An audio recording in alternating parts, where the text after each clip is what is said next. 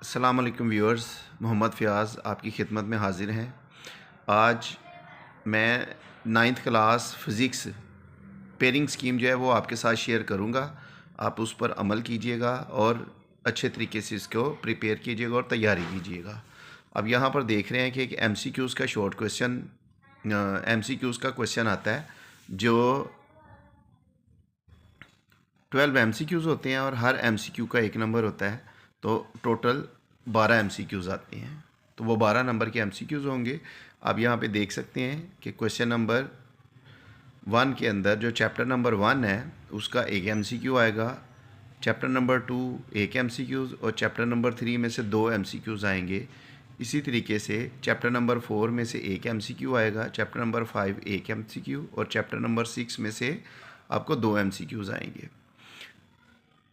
Chapter number 7 एक MCQ आएगा, chapter number 8 2 MCQs आएंगे और चैप्टर नंबर 9 में से एक MCQ आएगा। अब यहाँ पर आप गौर कीजिएगा कि वो चैप्टर्स जिनमें से 2 MCQs आते हैं वो ज़्यादातर एक MCQ आपको एक्सरसाइज में से आएगा और एक MCQ आपको विद इन द चैप्टर्स आएगा। यानी कि 9 MCQs आपको एक्सरसाइज में से आएंगे और 3 MCQs जो है वो विद इन द चैप्टर।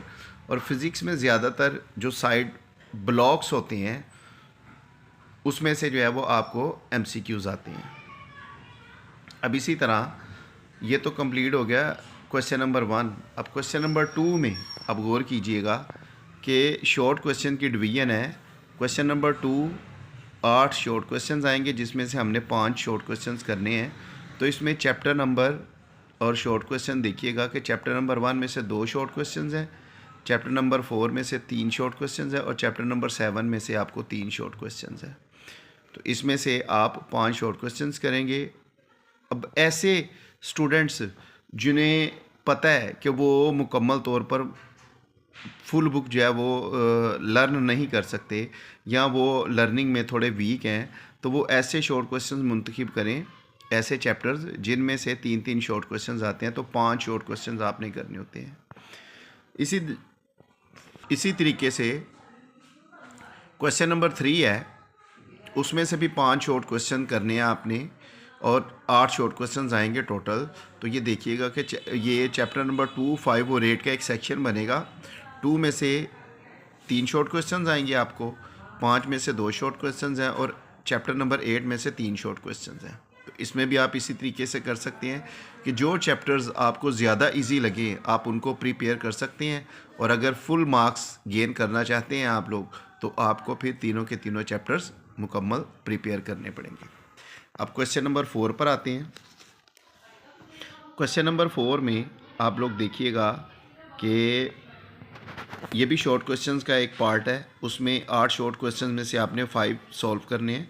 तो चैप्टर नंबर 3 में से 3 शॉर्ट क्वेश्चंस आएंगे, चैप्टर नंबर 6 में से 3 शॉर्ट क्वेश्चंस हैं और चैप्टर नंबर 9 में से आपको 2 शॉर्ट क्वेश्चंस आएंगे।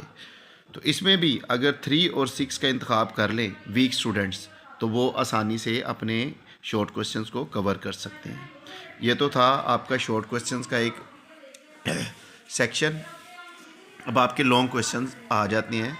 अब लॉन्ग क्वेश्चन में एक बात, चले वो बाद में डिस्कस करते हैं। पहले क्वेश्चन नंबर 5 वो चैप्टर नंबर 4 और 7 में से आएगा।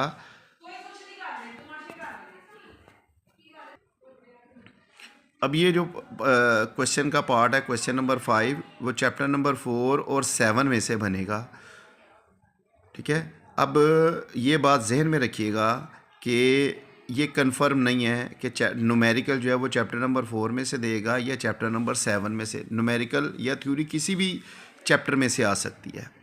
इसी तरह क्वेश्चन नंबर 6 जो है वो A और B पार्ट 2, 5 और 8 तो किसी में से भी वो थ्योरी का टॉपिक दे सकता है और किसी में से भी न्यूमेरिकल का टॉपिक दे सकता है।